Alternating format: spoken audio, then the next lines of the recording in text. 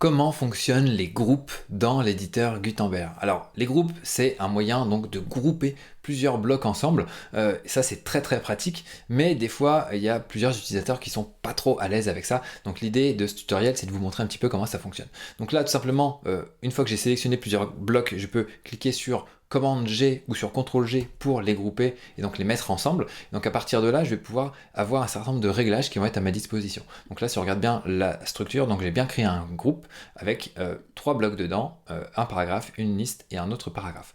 Donc déjà, ce qu'on peut faire, c'est que on peut servir des blocs pour regrouper les différents contenus au sein de notre page et y voir plus clair quand on passe en vue liste ici. Ça nous évite d'avoir vraiment beaucoup de blocs ici et de plus comprendre un petit peu trop comment notre page est structurée. Donc là, on peut faire ça et on peut même renommer ici ce bloc en par exemple, là je vais l'appeler intro parce que c'est au tout début. Et donc là, comme ça, j'y vois plus clair et imaginons qu'on ait plein de blocs groupes listés les uns sous les autres, donc on peut avoir intro, vidéo, appel à l'action, etc. Toutes les sections un petit peu de notre page peuvent être matérialisées. Donc là, c'est la première chose. Donc une fois que j'ai ce bloc-là, eh bien, je vais pouvoir le personnaliser. Alors pour mieux comprendre un petit peu tout ça, je vais repartir ici et appliquer un arrière-plan à mon bloc. Et donc là, je vais lui dire qu'il est normal, grande largeur et pleine largeur. Donc là, on peut avoir une véritable section.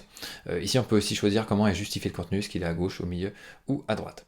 On peut aussi définir la largeur du contenu de notre bloc. Donc si je veux mettre 300 pixels, là, ça va être beaucoup plus réduit. Si je laisse par défaut, eh bien, ça va être la largeur du contenu par défaut.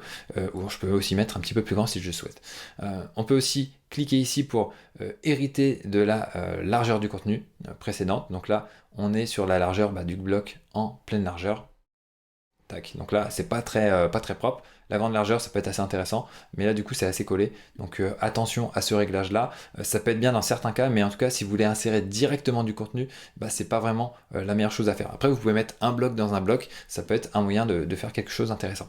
Après, il y a plusieurs types de blocs. Il y a le bloc là, normal qu'on a ici. On peut passer le bloc en mode rangé pour avoir les contenus qui sont affichés les uns derrière les autres. Donc ça peut être intéressant quand vous êtes en train de travailler un en-tête. Après, on a l'empilement qui a quelque chose qui est un petit peu plus proche du bloc normal, sauf que en termes de CSS, pour être un petit peu plus technique, là on est sur du flexbox et là on est juste simplement sur des éléments qui sont les uns à la suite des autres. Donc là vous allez pouvoir faire un certain nombre de choses pour arranger les éléments un petit peu différemment les uns des autres. Donc là l'empilement ça peut être aussi intéressant. Et on a aussi le bloc grille qui est, on va dire, le plus complexe de tous, que je vous recommande pas forcément d'utiliser sauf si vous êtes un designer. Mais donc le bloc groupe normal, la rangée peut-être, l'empilement éventuellement, mais sinon c'est plutôt pas mal de rester comme ça. Donc voilà, on en a terminé avec ce petit tour d'horizon du bloc groupe. J'espère que ça vous a plu et je vous dis à très bientôt pour un prochain tutoriel.